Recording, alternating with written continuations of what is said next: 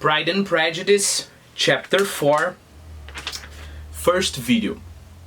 Well, as usual, I'm going to start with a review of the previous chapter, okay? So my first question is, why was Jane so happy regarding the ball? Answer, because Mr. Bingley danced with her twice or 4 times. So my next question is, explain this affirmation I've just made here. Twice or 4 times? Answer. It's because the way the dances were organized, they were organized by 2. Meaning that, for example, when Mr. Bingley danced with Miss King, he danced with her twice, right? Okay.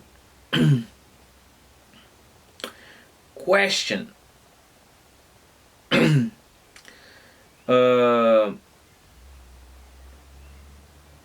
you have any kind of fancy?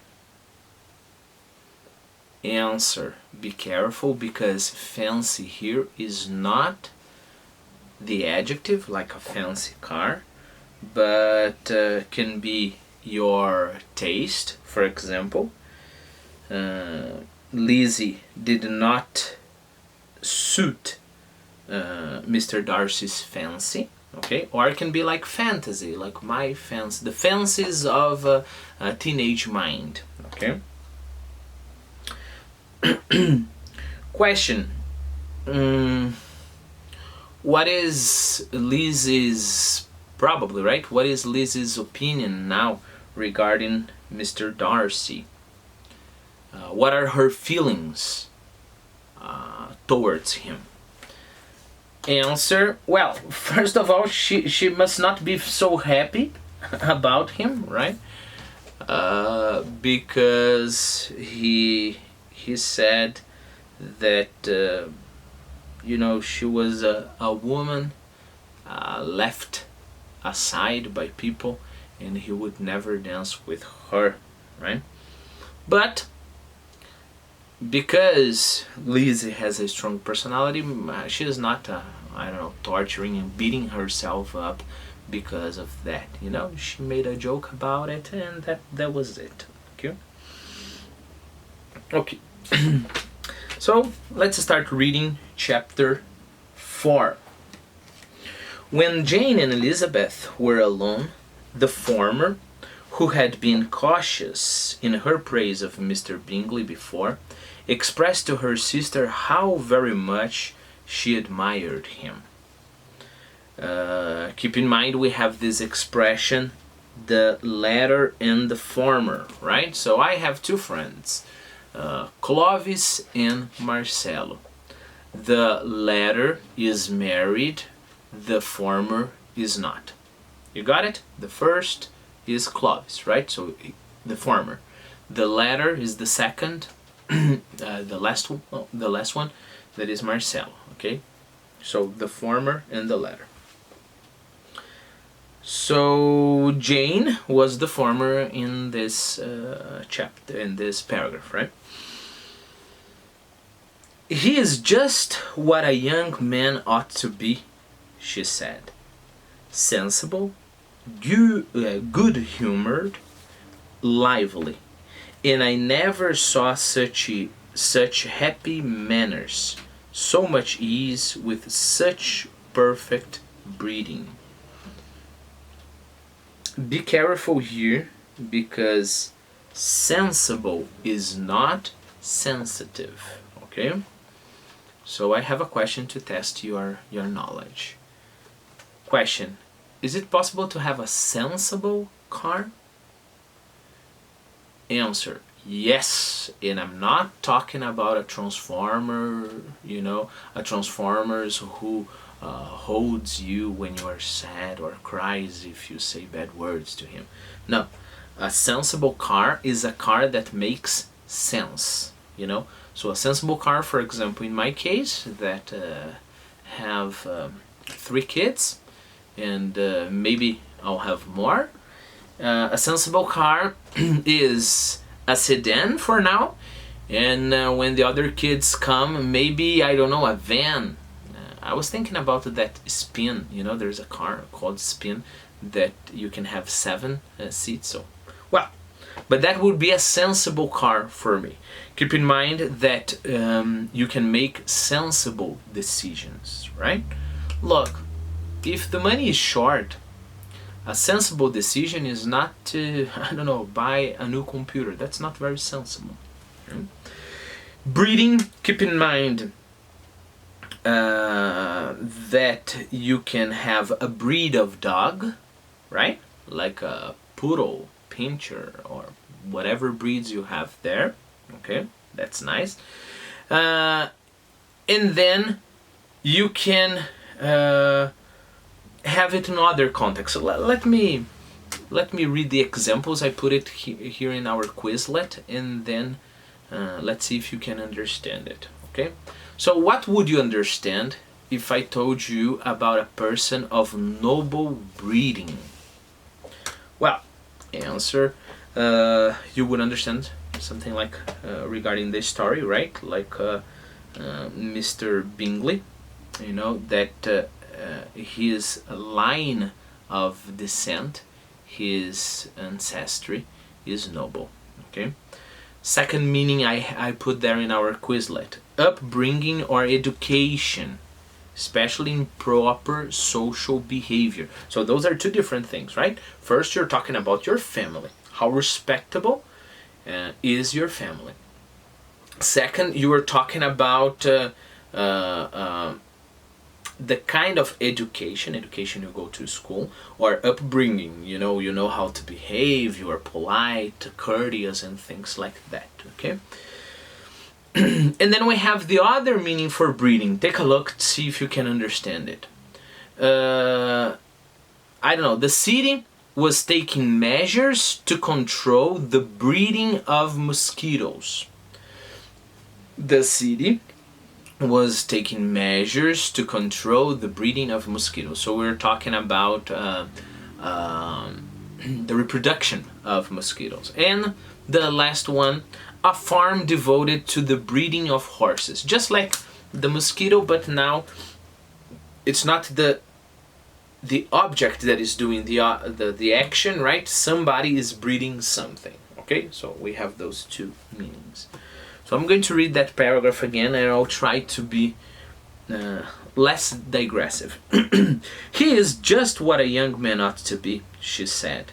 Sensible, good-humoured, lively, and I never saw such happy manners, so much ease with such perfect good breeding. You know, something I reminded here, this is, you know, in standard English you would say I've never seen instead of I never saw.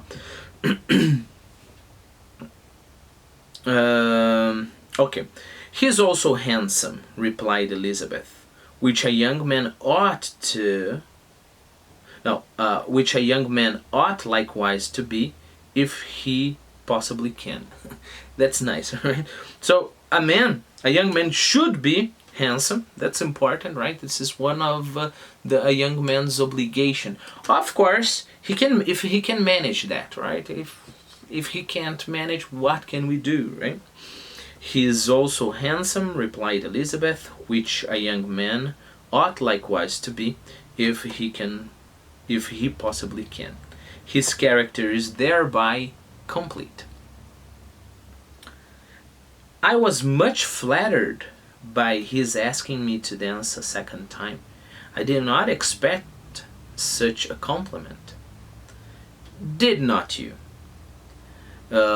Keep in mind, of course, we can infer that, a man, in the position of Mr. Bingley, he would dance with several ladies and would give many of them the opportunity to dance with him. And it's a big deal, of course, asking a woman for a second dance, right? A second pair of dance, as we saw in the last chapter. Did not you? I did for you. But that is one great difference between us. Compliments always take you by surprise, and me never. What could be more natural than his asking you again? He could not help seeing that you were about 5 times as pretty as every other woman in the room. No thanks to his gallantry for that. Again, and try to explain that to me, please. No thanks to his gallantry for that. What does that mean? Answer. It was not just his gallantry, it was not just Mr. Bingley trying to flatter Jane, no, it was a fact, okay, that Jane was about 5 times as pretty as any woman in the room. Well, he certainly is very agreeable, and I give you leave to like him. Leave here is a noun, okay? I give you permission to like him. Oh, you have liked many a stupider person. Many a, and then you have a singular there, right? Many a stupider person.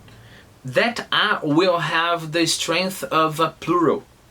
You have liked many stupider people, right? You have liked many a stupider person. Dear Lizzie, oh, you are a great deal too apt, to be like people in general. You never see a fault in anybody. All the world are good and agreeable in your eyes. I never heard you speak ill of a human being in my life. I would wish not to be hasty in censoring anyone, but I always speak what I think. Well, I didn't put in my list, but I believe hasty is kind of different, right? Remember, when you are hasty, you are in a hurry, all right? So remember, you can talk about a hasty decision. You are at the supermarket, you see a TV and say, I'll buy this TV. That was too hasty, right? You don't have the money to do that, or I don't know, the TV is not good. So because she doesn't want to judge people too fast, right? She first identifies the qualities, not the defects. I know you do. And it is that which makes you the wonder. With your good sense, to be so honestly blind to the follies and nonsense of others. Okay, question, because there's a syntax issue here. What does the good sense have to be, have to do with being blind? Answer. Because look, if you have good sense, you are very perceptible. If you are very perceptible, if you are smart, you can realize people's faults very easily. So it's very frequently you will see in fiction and in life that smart, sharp people, perceptible people, will be very skeptic about the good qualities of people, because you are doing something and then I can perceive that there is something, selfish there, and then I'll criticize. So the tendency is, if you are very smart, if you're very witty, then you will think you will see the mistakes of everybody very easily.